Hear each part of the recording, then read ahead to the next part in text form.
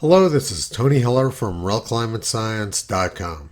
AccuWeather reports monster hurricanes keep getting even stronger, analysis shows.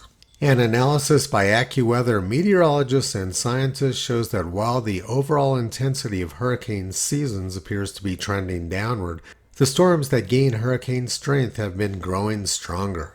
It's a fascinating claim from meteorologists and scientists, except for the fact that it isn't true.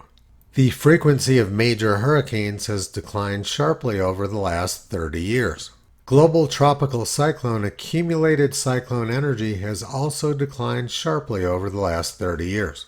However, there's been no trend in the frequency of tropical cyclones. In other words, there's just as many cyclones as there used to be, but they're not as strong as they were 30 years ago.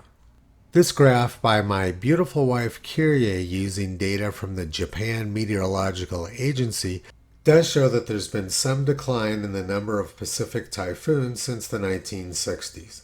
And 9 of the 10 most intense typhoons to hit Japan occurred more than 30 years ago. In 2016, the Washington Post was terrified by the lack of hurricanes. They wrote, "A major hurricane hasn't hit the U.S. Gulf or East Coast in more than a decade." Apparently, they were terrified that their climate scam wasn't working out as they had predicted. If we go back further in the historical record, there's no reason to believe that Atlantic hurricanes have become more intense. This chart shows the deadliest Atlantic tropical cyclones from 1492 to 1996.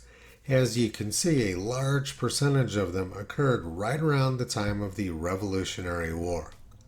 The deadliest Atlantic hurricane occurred in 1780 and killed somewhere around 24,000 people. It raged so violently that every single house, church, building, and public edifice on Barbados was destroyed. The wind blew so strong that it stripped the bark off the trees. Meteorologists are of the opinion that this effect is produced on wind velocities of over 200 miles per hour. British Admiral Rodney wrote that the wind carried aloft 100 feet the heavy cannons of the ground fortifications.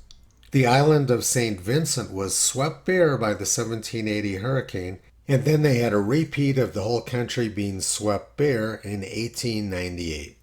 1898 saw some very extreme weather, including a massive wildfire just after Valentine's Day in South Carolina. 3 million acres burned in just over 24 hours on February 16th and 17th, 1898. It isn't difficult to imagine the mass climate hysteria which would occur if that happened now. Colorado also saw their most extensive forest fires in 1898. The New York Times reported on the fires in Colorado. The fires, which are reported to cover most of the northwest part of the state and extend through the counties of Routt, Rio Blanco, Grand, Larimer, Garfield, Eagle, Pitkin, and Summit. Wisconsin also had massive forest fires in 1898, and bushfires covered most of the state of Tasmania. The deadliest Atlantic hurricane occurred during 1780, as did the third deadliest Pacific typhoon. There isn't one shred of legitimate evidence to support AccuWeather's claim. The frequency of major hurricanes is trending downwards, not upwards. George Orwell wrote in his novel 1984, "War is peace, freedom is slavery, ignorance is strength," and now we can add to that, down is up. 2 of the main public television channels in France now blame all weather on climate change. I wonder what they'd have to say about the deadliest Atlantic hurricane in 1780 and the third deadliest Pacific typhoon that same year. I wonder what they'd have to say about 3 million acres burning in South Carolina just after Valentine's Day in 1898.